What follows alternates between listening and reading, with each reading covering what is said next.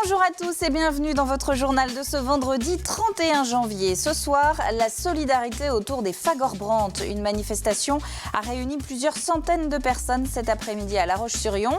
Le mot d'ordre, si pour le gouvernement une offre plutôt satisfaisante a été présentée pour le groupe Fagor, il ne faut pas oublier qu'elle ne concerne pas les deux sites vendéens. Alors des orientations, des exemples aussi ce soir de Vendéens qui réussissent dans le travail sans avoir forcément cartonné à l'école. Gustave Rideau est à la tête d'un groupe de plus de 500 personnes sans avoir passé le bac. Et puis un peu de culture aussi ce soir à Mareuil. C'est le théâtre qui est le fil rouge de toute une école cette année. Des plus petites sections au CM2, on en parle, on le travaille et on le joue. Mais avant de développer ces titres, un mot de météo. Une vigilance orange est en vigueur jusqu'à demain sur le littoral de Vendée. Vigilance vague submersion. Alors vous le voyez, 9 départements sont dans ce cas, de la Bretagne aux Pyrénées-Atlantiques. En Bretagne, vous le voyez, c'est même une vigilance rouge qui est en cours. Pour tous, le moment le plus critique est attendu aux alentours de 3 h du matin, heure de la marée haute. Conséquence, pas de promenade ou de safari photo sur le littoral, pas de sortie en mer. Évidemment, on ne le répète jamais assez, soyez très prudents. Au Sables-d'Olonne, par exemple, la route du Remblai et de la Paracou sont fermées par mesure de précaution et ce, demain et dimanche après-midi. La marée qui, vous le voyez, a déjà fait quelques dégâts. Exemple, le port de pêche des Sables-d'Olonne est fermé au public. Une partie de son quai s'est détachée ce matin. Un morceau d'une centaine de mètres qui menace de s'effondrer. Des travaux de consolidation ont donc été réalisés en urgence avant la marée haute et le gros coup de vent de la nuit. Dans le reste de l'actualité, je vous le disais en titre, les Fagor-Brandt se sont une nouvelle fois réunis cet après-midi pour manifester. Une mobilisation à laquelle ont aussi participé des élus, des proches, des anonymes. L'idée, c'est de rester vigilant avec les offres de reprise déposées. L'avenir des deux sites vendéens du fabricant d'électroménager est très flou. Carl Laboureux. La Vendée, telle qu'elle est présentée, ne fait plus partie du groupe Fagor-Brandt. Baroud d'honneur ou mobilisation sans faille des salariés. Dans les rangs des manifestants, si tous espèrent évidemment sauvegarder les emplois, les sentiments en tout cas sont partagés. Il y a ceux qui veulent garder espoir et puis d'autres plus pessimistes sur l'avenir des deux sites vendéens. On espère. Y croire est un grand mot, mais on espère. Il faut toujours avoir l'espoir parce que bon, il y a quand même il y a des gens qualifiés chez nous, il y a des produits, on n'est pas l'usine, c'est pas une coquille vide. Non, j'ai plus de morale, non, il n'y a pas de morale. On veut tous y croire, mais tel que c'est parti actuellement, on se demande bien comment ça va se terminer, quoi. Toujours est-il que les tout prochains jours seront cruciaux. Les potentiels repreneurs ont jusqu'au 10 février pour améliorer leur offre. Alors d'ici là, les salariés et leurs représentants veulent mettre la pression, épaulés par les élus. Nous souhaitons continuer à négocier fort et à faire pression sur le gouvernement pour que nous puissions en Vendée être entendus. Jusqu'au bout, il faudra effectivement que les sites vendéens, par un moyen ou par un autre, puissent arriver à un moment donné à s'en sortir. 440 emplois sont en jeu et pour faire pression, en cas d'abandon des sites vendéens, la mobilisation des salariés pourrait se durcir. Est-ce que vous êtes prêts à bloquer les usines ? Vous avez entendu tout à l'heure les manifestants. Je leur ai demandé est-ce que vous êtes prêts à bloquer les usines. Ils m'ont dit oui. Donc ça sera le blocage des usines à partir du moment où on n'aura pas de repreneurs sur les sites vendéens. Ultimatum fixé au 12 février, date à laquelle le comité central d'entreprise devra se prononcer sur le ou les offres de reprise. Avant le lendemain, le 13, l'audience au tribunal de commerce de Nanterre. Dans le dossier Maury Ducrot, ça fait une semaine que les 22 salariés vendéens savent que leur agence d'Aubigny doit fermer, d'où leur décision de manifester devant leurs locaux aujourd'hui. Mais il y a quelques heures, nouveau coup de théâtre. Le tribunal qui devait entériner l'offre de reprise d'Arcol Industries a finalement décidé de remettre sa décision à la semaine prochaine. Certains points techniques seraient trop complexes. Arcol Industries compte reprendre 50 des 80 agences. Dans l'Ouest, celle de Cholet deviendrait la référente de la région, tout en perdant elle aussi une quinzaine de salariés. Niort fermerait, Thoiré-sur-Loire près de Nantes fermerait aussi, et donc Aubigny qui devrait disparaître. Je crois que c'est surtout un ras-le-bol. Les gens en avaient vraiment plus que marre. Et voulait faire voir aussi qu'Aubigny, ça fait maintenant 7 ans qu'on subit des projets de reprise. On est passé par Arcatime, on est passé par DHL, on vient de passer par Ducrot, maintenant Maury Ducrot. Et il n'y en a pas un de toutes ces entreprises qui a su nous sortir et nous remettre à flot. Et malheureusement, aujourd'hui, on le paye et c'est 22 personnes qui sont directement licenciées. Voilà. Alors à l'inverse du travail, il y en a dans le secteur de la dépendance. C'est l'INSEE qui le met aujourd'hui en avant. L'équation est finalement assez simple. Avec l'allongement de la durée de vie et le vieillissement des baby-boomers, eh bien, le nombre de retraités augmente en permanence. Un nouveau marché de l'emploi est donc en train de se développer. On appelle ça la Silver Economy, l'économie des seniors. D'ici à 2020, entre 7 et 11 000 postes devraient être ouverts. Nous avons donc une population qui vieillit. Qu'est-ce que ça va avoir comme conséquence dans notre organisation du système de santé? Et dans cette question de l'organisation du système de santé, quel impact en termes de besoins en ressources humaines et donc de métiers qualifiés, que ce soit d'infirmiers, d'aides-soignants ou d'aides à domicile? Et pourquoi cette question-là? Parce qu'ensuite, il faut réussir à former ces personnes-là et donc s'assurer qu'on aura les ressources nécessaires. On apprend aujourd'hui le décès de l'ancienne maire des Sables-d'Olonne, résistante pendant la Seconde Guerre mondiale. Odette Roux avait administré la ville de 1945 à 1947. L'élue, la première femme de France élue maire d'une sous-préfecture, avait alors participé à la reconstruction des Sables, très touchée pendant la guerre, et la relance de son activité touristique. Odette Roux allait avoir 97 ans au mois de mai. Alors là, vous nous choquez complètement, oui, là, parce que nous, ça a été... C'était quelqu'un de formidable. Hein. Une dame C'était très notre intéressante. enseignante et après très investie. Et tout. Oui, c'était une militante, ça. Oui. Ah oui. Ah, mais mince. Oh mince. Je l'ai bien connue dans le temps, elle habitait à côté de chez moi dans le temps. C'est une surprise, je n'étais pas informé du tout du décès de Madame Roux. Pour le Parti communiste auquel Odette Roux était rattachée, c'est une grande figure nationale et départementale qui est disparue. Une cérémonie du souvenir est prévue mercredi prochain à 10h30 au crématorium Le Marchand d'Olonne-sur-Mer. Réussir sans diplôme ou sans le bon diplôme, c'est possible. Alors c'est vrai que ça l'est peut-être un petit peu moins aujourd'hui que dans les années 60 ou 70, mais avec une bonne dose de volonté et d'audace, certains se sont lancés et ne le regrettent pas. Aurélie Horner, Benoît Gandossi. Après une école de commerce et un début de carrière dans les assurances, à 26 ans, Estelle a décidé de tourner la page et de se lancer dans la confection. Alors, concrètement, je récupère toutes les ailes de kitesurf qu'on veut bien me donner et je les recycle pour l'instant en 3 types de produits, donc des sacs, des accessoires et des objets de décoration.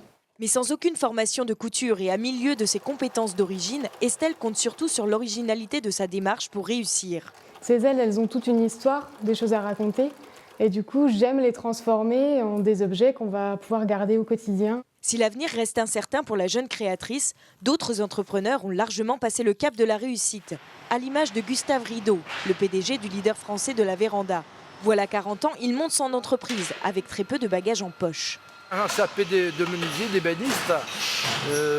J'ai pris les cours du soir pour passer un brevet de technicien. J'ai fait les compagnons du Tour de France. Travail et persévérance lui ont permis de réussir. À 22 ans, il a monté sa première entreprise. Désormais, il emploie 480 collaborateurs et possède 3 sites de production en Vendée. Mais loin de rester à l'écart, ce dirigeant avoue passer la moitié de son temps sur le terrain. On apprend toujours dans l'entreprise. C'est pas uniquement à l'école qu'on apprend. Et dans l'entreprise, peut-être encore mieux que sur les bancs d'école, parce qu'on est vraiment dans le concret. Le concret porte Gustave depuis ses débuts, mais sur certains aspects, il avoue manquer de bagages scolaires. C'est vrai que j'ai souffert un peu et ça m'a donné quelques complexes, quand même, ce manque d'études. Mais c'est vrai que j'ai eu quand même la chance, le bonheur de pouvoir me développer et de me réaliser à travers mon métier qui est devenu complètement une passion. La passion, voilà bien l'énergie qui fait avancer nos 2 entrepreneurs. Il est certes plus difficile aujourd'hui que dans les années 70 de faire prospérer une entreprise, mais c'est sans compter sur la ténacité et l'audace qui restent de puissants facteurs de réussite. Alors, qu'en pensent les recruteurs? Eh bien, de leur côté, la question des diplômes n'est pas vraiment tranchée. Tout dépend finalement de l'offre proposée. Les recrutements sont différents entre l'intérim et le recrutement CDI. Pourquoi? Parce que le recrutement CDI est plus poussé. Donc là, effectivement, on va regarder le diplôme du candidat, ses expériences professionnelles. Lors des entretiens, nous allons étudier son savoir-être. Dans l'intérim, il s'agit de répondre à un besoin rapide et c'est l'expérience professionnelle du candidat qui va être étudiée. Ne prévoyez pas d'aller chez le dentiste lundi, son cabinet risque d'être fermé. La profession appelle en tout cas à la grève, une journée morte pour protester contre l'augmentation des coûts de fonctionnement et les remboursements de la sécurité sociale qui sont, eux, gelés depuis une vingtaine d'années. Une couronne aujourd'hui en 2014, inexorablement, ça coûte plus cher qu'en 89. Voilà. Donc forcément, si vous avez une base de remboursement qui n'a pas bougé depuis 25 ans, le delta, c'est le reste à charge. Oui, les tarifs de prothèse sont effectivement difficilement abordables pour le commun des mortels s'ils n'ont pas de complémentaire santé, mais tout le problème vient du fait qu'au départ, on a complètement abandonné le secteur. Donc si aujourd'hui l'assurance maladie remet une base de remboursement à sa juste valeur, de fait, les complémentaires auront un remboursement là aussi qui sera correct, et de fait, les patients auront un reste à charge qui diminuera. Alors, un rassemblement est d'ailleurs prévu lundi matin. Ça se passera devant les locaux de la CPAM. Une bonne nouvelle maintenant, si on peut dire, pour les propriétaires de Twingo. La petite Renault est de moins en moins prisée par les voleurs. Le magazine Autoplus vient de sortir son classement 2013. C'est la Smart Fortwo qui monte sur la plus haute marche. Elle est suivie, et ça c'est nouveau, de la BMW X6, un 4x4 de luxe. Et puis en troisième, la Twingo. On passe au sport avec Aurélien Huard qui nous a rejoint sur le plateau. Bonsoir Aurélien. Bonsoir Caroline. Alors l'actualité de ce week-end, c'est évidemment la Coupe Davis. Ça se passe juste à côté au Vendée Space. Ça a déjà commencé et vous faites partie des privilégiés qui ont pu voir les premières heures de match. Et oui, la Coupe Davis, le premier tour de Coupe Davis entre la France et l'Australie qui a débuté cet après-midi avec 2 matchs simples. Et Richard Gasquet qui a ouvert le bal face au jeune Nick Kyrgios, seulement 18 ans, 183e joueur mondial. Match assez serré en début de partie avec un premier set remporté 7-6 par Richard Gasquet au tie-break. Puis ensuite, le jeune Australien s'est écroulé physiquement notamment et Richard Gasquet a largement dominé les débats pour s'imposer en 3-7, donc 7-6, 6-2, 6-2. On va écouter d'ailleurs la réaction de Richard Gasquet à l'issue de cette victoire. Le premier set était important pour moi. Il fallait vraiment que je le gagne pour partir, pour me mettre en confiance. C'est vrai que c'est un jeune joueur.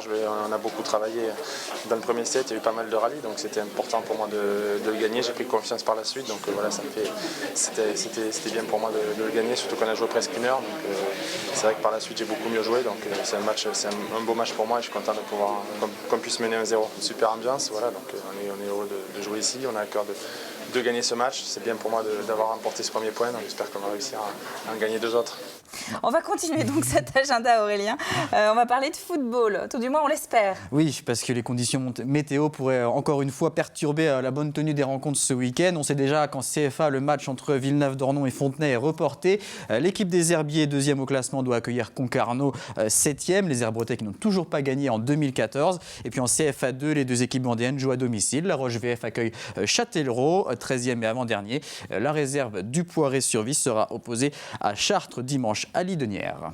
Du basket maintenant, avec notamment des Lyonnaises qui doivent réagir. Oui, l'équipe féminine de La Roche-sur-Yon connaît actuellement un passage à vide avec 3 défaites consécutives dans le championnat de Ligue 2. Des Lyonnaises 3e au classement. Elles auront l'occasion de redresser la barre samedi face à Charnay. Au match aller, elles s'étaient imposées de seulement 4 points. Du côté des hommes, Chaland aura l'occasion de faire un grand pas vers la remontée en N1 puisqu'ils affrontent le 2e de leur poule, Brissac-Aubance. En cas de victoire, le VCB compterait 5 points d'avance sur son poursuivant. Et puis les Luçonnettes tenteront de s'éloigner de la zone rouge. Ils affrontent la Riche dans leur salle des Commets. On passe au ring hockey avec la Vendéenne qui enchaîne les bons résultats en ce début d'année et qui aura l'occasion de poursuivre sa bonne série samedi soir. Oui, les dernières défaites de la Vendéenne en championnat de N1 Elite remontent au 2 novembre. Les Lyonnais sont 4e au classement. Ils restent sur une victoire 6-2 à domicile face à Ploufragan. Samedi, ils joueront de nouveau à l'Angelmière. Ce sera face à Ergué-Gabéric, 8e.